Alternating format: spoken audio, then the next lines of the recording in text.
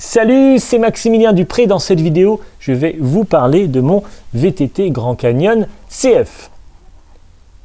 Suite à mon étude posturale chez All Bike 7, j'ai fait faire les bons réglages de mon VTT par Julien dans son atelier VTT. Après l'évaluation physique et les mesures de Fabien et les tests en dynamique sur le Retool Move, la bonne position était définie une fois cette étude posturale terminée.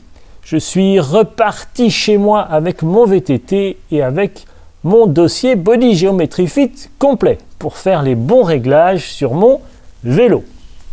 Et une fois arrivé chez moi, j'ai mesuré ma selle Italia en carbone était trop étroite. Pas du tout la bonne taille, pas du tout la bonne ergonomie. Donc je suis revenu chez All Bike 7 pour trouver la bonne selle. J'ai acheté la Phenom et je l'ai montée sur mon vélo. Ensuite, Julien a reporté toutes les cotes Body Geometry Fit sur mon VTT et a finalisé, bien entendu, les bons réglages. Et j'ai roulé pour bien tester les sensations, les améliorations et j'ai noté mes ressentis.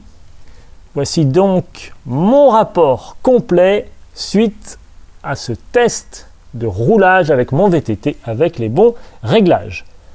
Après le test donc et après avoir bien roulé, je dirais c'est mieux, c'est beaucoup mieux.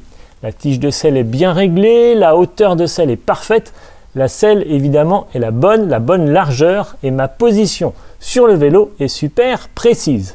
La bonne hauteur de cintre, la bonne inclinaison du buste, etc., etc. Le bon reach, le bon stack. Alors le stack c'est la mesure de hauteur de selle parfaite et le reach, vous le savez maintenant, c'est la bonne distance entre la selle et le cintre, en fonction évidemment de la morphologie de chacun. J'ai donc maintenant, et j'en suis parfaitement content, le bon stack et le bon reach sur ce VTT. Alors tout simplement, je me sens mieux sur mon vélo et qui dit plus de confort, dit des sorties plus longues et donc j'ai gagné, et oui, j'ai gagné en performance, j'en suis certain. Surtout au niveau du pédalage, je trouve grâce à la bonne position des cales sur les chaussures. Les cales sont placées avec une grande précision et donc mon pied est au bon endroit sur la pédale et je gagne donc en puissance. Et puis grâce à cette étude posturale complète, j'ai appris beaucoup de choses intéressantes au sujet du positionnement sur son vélo.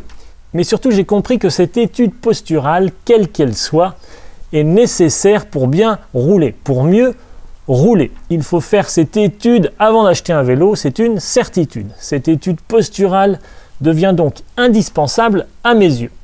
J'ai beaucoup de mails de pratiquants passionnés, d'internautes qui me posent des questions par rapport à la taille de leur VTT et finalement on se rend compte qu'ils n'ont pas le bon VTT, qu'ils n'ont pas pris, qu'ils n'ont pas acheté la bonne taille de vélo.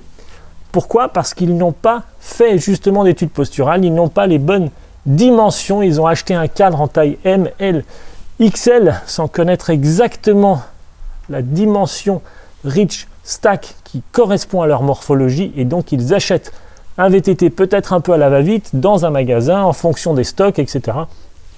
Et donc ils n'achètent pas la bonne taille de cadre. Ensuite, ils font des réglages, hauteur de selle, sortie de tige de selle trop importante, pas assez importante, potence, la potence n'est pas la bonne, ils changent de potence une fois, deux fois, trois fois, et au final ils ont mal aux genoux, ils ont mal au cervical et mal au dos, etc., etc.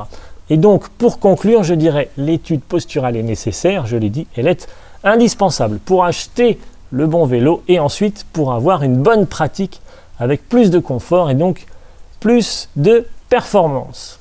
Merci à tous d'avoir regardé cette vidéo. Si vous avez des questions, contactez-moi directement par email. Voici mon adresse email maximilien@clubvtt.com.